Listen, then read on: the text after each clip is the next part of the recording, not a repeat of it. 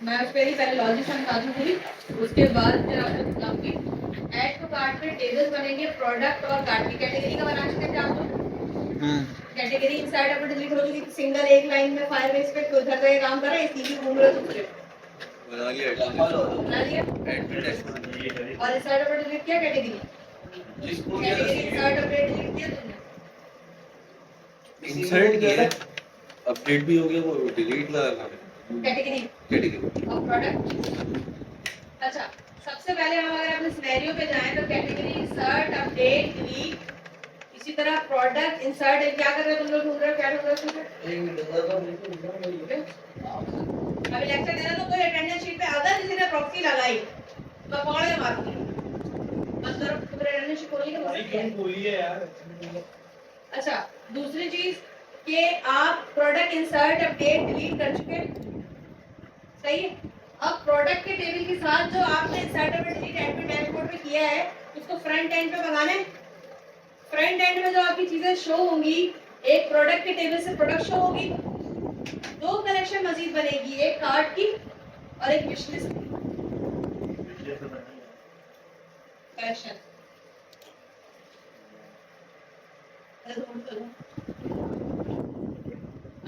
Product show होगा, product को add to cart करते हैं, ऐड टू कार्ट करने के लिए कार्ट का एक टेबल बनाएंगे हम, सही है। मैं ये कर रही हूँ कि जैसे ही इस बटन पे क्लिक करूँ उस पर्टिकुलर प्रोडक्ट पे, वो सारा डाटा लेके किस प्रोडक्ट के टेबल में चले जाए, कार्ट, ऐड टू कार्ट के टेबल में चला जाए।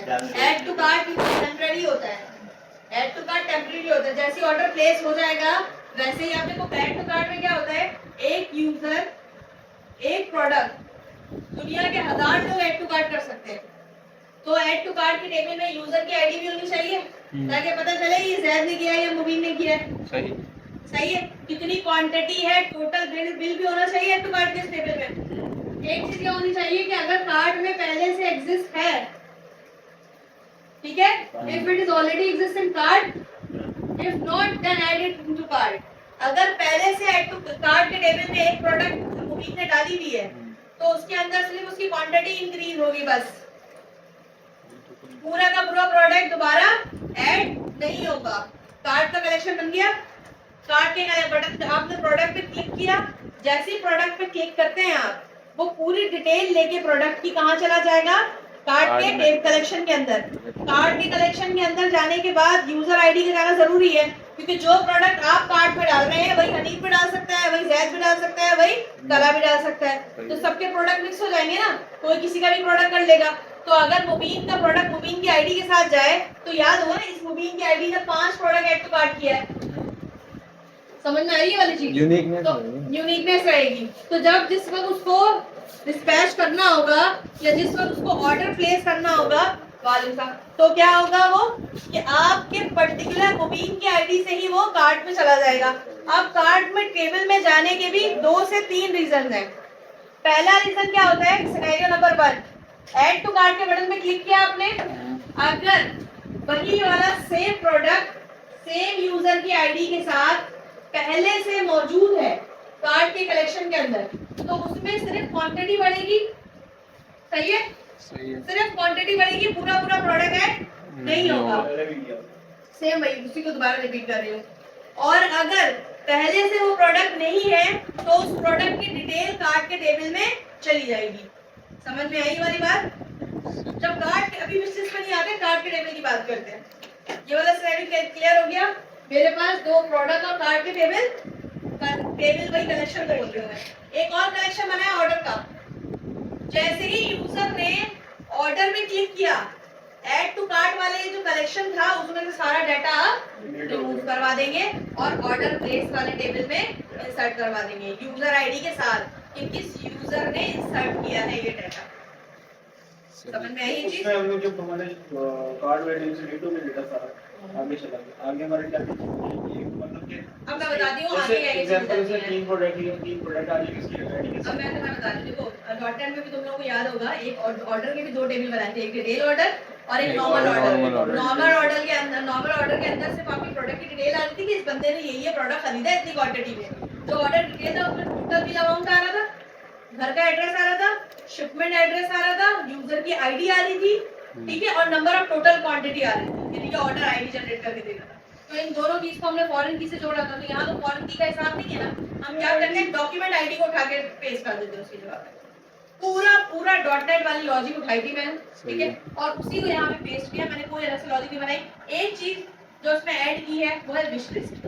मोबाइल फोन में और आप लोगों ने देखा होगा आप ऐड टू विश लिस्ट कर लेते हैं। इसमें छोटी सी ग्लिच है जो कि आपको अगेन सही करना है। विश लिस्ट का बटन प्रोडक्ट पे सिर्फ उस वक्त नजर आए, जैसे आपको याद होगा कि आउट ऑफ स्टॉक नजर आता था .NET पे, अगर क्वांटिटी 0 हो जाती है। मैंने क्वांटिटी में काम नहीं किया, इसलिए विश लिस्ट का काम मैंने डमी तो नहीं लेकिन प्रॉपर नहीं लगाया है। विश लिस्ट का एक कलेक्शन मैंने कहा हार्ट के बटन पे जैसे ही बंदा क्लिक करेगा हार्ट फिल हो जाएगा रेड कलर से, और जो उसकी जो पूरी जो चीज मेरे टैग टू कार्ट वाले में जा रही थी ना, वो सब मैंने विश लिस्ट में डाल दी। समझ में आई? विश लिस्ट का मतलब ये होता है ये प्रोडक्ट अभी है नहीं, मुझे बाद में खरीदना है। वैसे विश लिस्ट की जो लीगल लॉजिक होती है वो ऐसी होती है कि एक प्रोडक्ट अगर आउट ऑफ स्टॉक दिख रहा है तो उसमें विश लिस्ट का बटन इनेबल हो जाता है, अदरवाइज विश लिस्ट का बटन इनेबल नहीं होता। विश लिस्ट का बटन उस वक्त इनेबल होता है, आप दराज में कभी जाए तो आपने ये देखा होगा ऐड टू कार्ट लगा हुआ आ रहा होता है, जब आउट ऑफ स्टॉक हो जाता है तो विश लिस्ट लिखा हुआ आने लगता है। सही है, तो जब आप क्वांटिटी पे ये प्रोजेक्ट पे काम करेंगे क्वांटिटी पे, तो आप उस पे लगाएंगे अगर quantity is less than equal to 1 तो विश लिस्ट नजर आएगा, अदरवाइज ऐड टू कार्ट नजर आएगा। यहाँ पे मैंने दोनों दिखाए क्योंकि हर कोई क्वांटिटी पे काम कर सकता है, कोई नहीं कर सकता। सही है, ये छोटी सी लॉजिक थी ऐड टू कार्ट की। विश लिस्ट पे भी सेम यही है, अगर डाटा पहले से विश लिस्ट पे इंसर्ट है तो सिर्फ उसकी क्वांटिटी बढ़ेगी विश लिस्ट की, और विश लिस्ट में तो क्वांटिटी बढ़ाई नहीं है मैंने, विश लिस्ट में प्रोडक्ट एक ही बार है बस, नो क्वांटिटी। एक बार क्लिक करने पे विश लिस्ट पे ऐड हो रहा है, उसी पे आइकन पे दोबारा क्लिक करेंगे ना तो विश लिस्ट से रिमूव हो जाएगा। सही, मोबाइल एप्लीकेशन और वेब एप्लीकेशन में थोड़ा सा डिफरेंस रखना था। तो आज हम क्या करेंगे, सबसे पहले अपना यूजर डैशबोर्ड जो मैंने चैट जीपीटी से डिजाइन करवाया है, ठीक है, क्योंकि ये चीज मैं आपको ऑलरेडी डिजाइन करवा चुकी हूँ। एक इमेज लगवाई है, एक बटन है और नीचे कार्ड्स लगवाए। जो ग्रिड व्यू से मैंने ऑलरेडी आपको कार्ड व्यू डिजाइन करना बताया था, उसको card view grid view builder से काम कराया है। अब ग्रिड व्यू बिल्डर और नॉर्मल ग्रिड व्यू में क्या डिफरेंस है? ग्रिड व्यू बिल्डर जो है डायनेमिकली खुद कैलकुलेट कर लेता है कि मेरे टेबल में कितनी वैल्यूज है, और ग्रिड व्यू के अंदर काउंट बताना पड़ता है। मुझे तो नहीं पता ना कितने सारे प्रोडक्ट्स हैं, तो ग्रिड व्यू बिल्डर क्या करेगा, आइटम डॉट काउंट की मदद से, हाँ बिल्कुल करो, मुझे चैट जीपीटी तो अच्छा नहीं करेगा, मेरे तरह ही करेगा। आप थोड़ा सा अच्छा डिजाइन करें। हाँ बस कोडिंग पे मत जाना, कोडिंग बिगाड़ देगा वो, तबीयत से बिगाड़ देगा सारी कोडिंग। पहले तो डिजाइन बनवाएंगे, कोडिंग में वर्किंग हो रहा है तो सही, वरना कोडिंग बहुत खराब कर देता है।